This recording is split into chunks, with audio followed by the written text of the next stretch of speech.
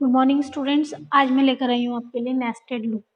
अभी तक जो हम कर रहे थे सिंपल सिंपल हमने करा कि सिंगल सिंगल हमने करा कि फोर लूप एक ही लूप को यूज़ कर लिया था। इसी तरह से इफ एल्स करा था तो भी हमने एक ही कर लिया था। रेंज फंक्शन यूज़ करा था तो भी हमने एक एक ही करके अपना काम खत्म कर दिया था। अब मैं बताती हूँ आपको नेस्टेड। नेस्टेड क्या होता है?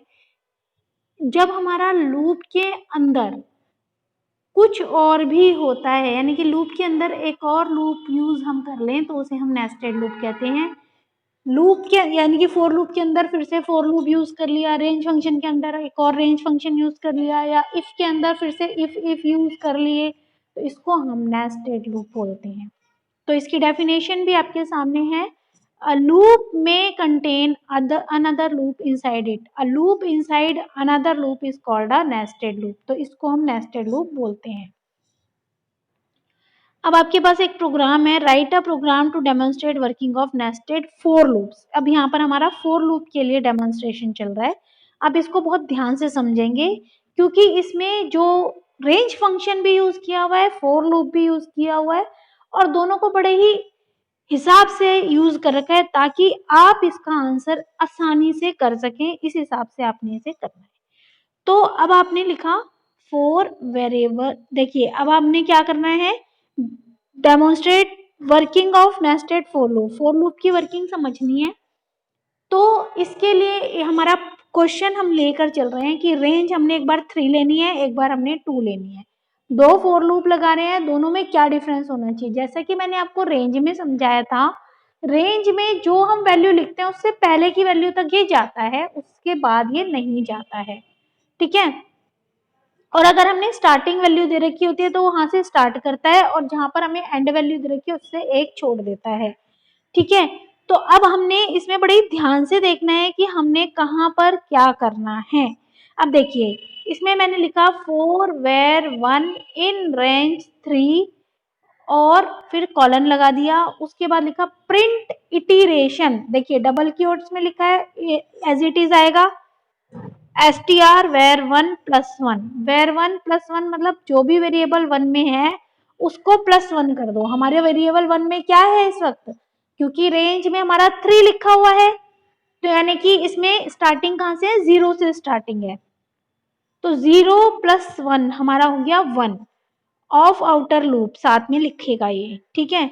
तो अब आप इसमें इटरेशन 1 का आंसर देखें तो 0 प्लस 1 1 हो गया, 1 प्लस 1 2 हो गया, और 2 को ये नहीं ले, 2 प्लस 1 3 हो जाएगा, इसलिए 3 को ये नहीं लेगा।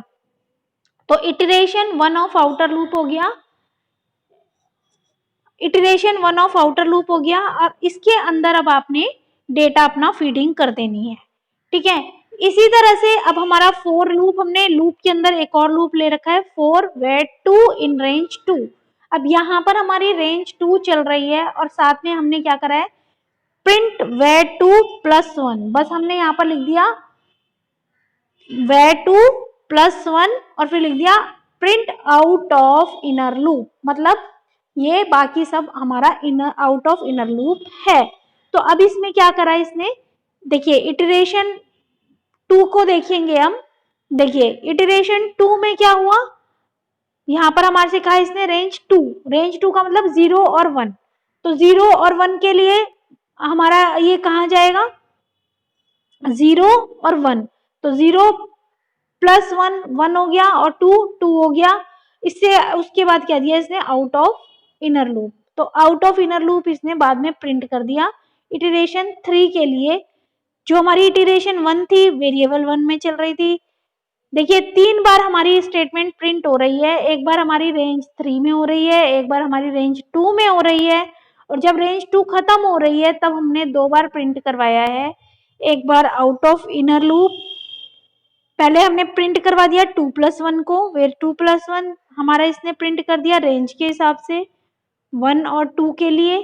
फिर हमने खाली प्रिंट करा रखा है आउट ऑफ इनर लूप, तो हमारा इसने out of inner loop print कर दिया, out of inner loop, out of inner loop. तो मतलब कि जो हमारा रेंज है, जहां से हमारी रेंज स्टार्ट हो जाती है वहां से ये आउट ऑफ इनर लूप लिखना शुरू कर देता है।